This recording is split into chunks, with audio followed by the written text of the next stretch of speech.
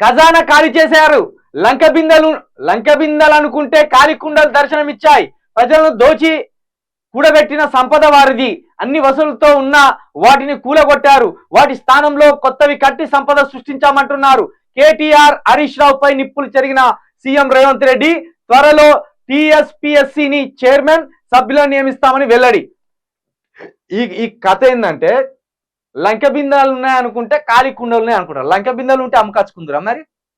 మీరంతా ఇగో ఇక్కడ కూర్చున్నోళ్ళు పొంగులేటి శ్రీనివాస్ రెడ్డి కావచ్చు, మా బట్టి విక్రమార్క కావచ్చు, కోటిరెడ్డి వెంకటరెడ్డి కావచ్చు, తుమ్మల నాగేశ్వరరావు కావచ్చు, లేదా కొండ సురేఖ గారు కావచ్చు, ఒకవేళ ఈ లంక బిందెలే ఉన్నాయి అనుకుందాం.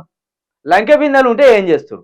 కుదబెట్టుకచ్చుకుంటారా, అమ్ముకచ్చుకుందురా, లేదా మొత్తం కరిగిచ్చి మిడల బంగారాలు చేసుకుందురా? మొత్తం నగలు వేసుకొని నట్ర వేసుకొని ఉన్నవి కూడా అమ్మకచ్చుకుందురా? ఇదేనా ముఖ్యమంత్రి గారు మాట్లాడవలసిన తీరు? ఇదేనా ఒక ముఖ్యమంత్రిగా ఉండి మాట్లాడుతున్న తీరు? అలా లంక బిందెలు ఉంటేంది, కాలి బిందెలు ఉంటేంది? నువ్వు ఎక్కినవు, నువ్వు కుర్చీ ఎక్కినోని ఎట్లా పాలిస్తావు చెప్పు? ఎక్కినోని ప్రజలకు ఎట్లా పాలిస్తావు? ఎట్లా భరోసా ఇస్తావు? ఎట్లా ధైర్యం ఇస్తావు? ఖాళీదే ఉన్నది, అప్పున్నదని చెప్పిండ్రు వాళ్ళు, అప్పింతున్నదని చెప్పిండ్రు వాళ్ళు, ఇంతే బడ్జెట్ ఉన్నదని చెప్పిండ్రు వాళ్ళు.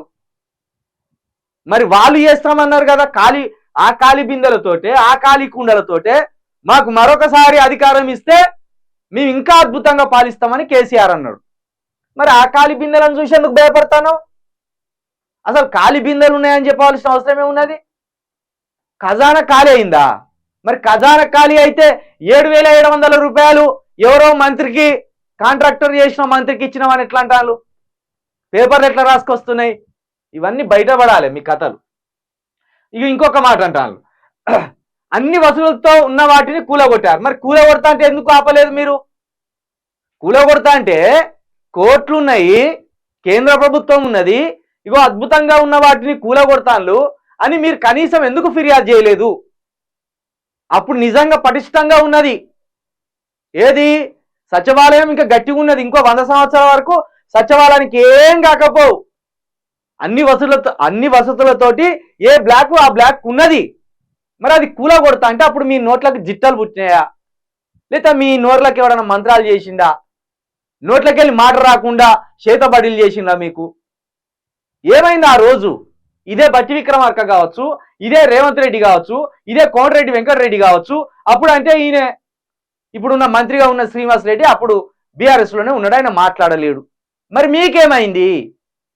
అంటే ఆ రోజు కొల్లగొడతా అంటే సంపదని నాశనం చేస్తా అంటే కూర్చొని చూసిండ్రు. మాకు అవసరం, మాకు రాకపోతుందా టైము, మాకు వచ్చిన రోజు మేము ఉన్నాయి కూలగొట్టి మేము కూడా కడతాం అనుకున్నారు. ఇప్పుడు ఉదాహరణకు వాటి స్థానంలో కొత్తవి కట్టాలంటాను. ఇప్పుడు కోర్టు కూడా మీరు కడతాను కదా, హైకోర్టు కొత్తగా కడతాం అనుకుంటాం. మరి అవసరమా హైకోర్టు?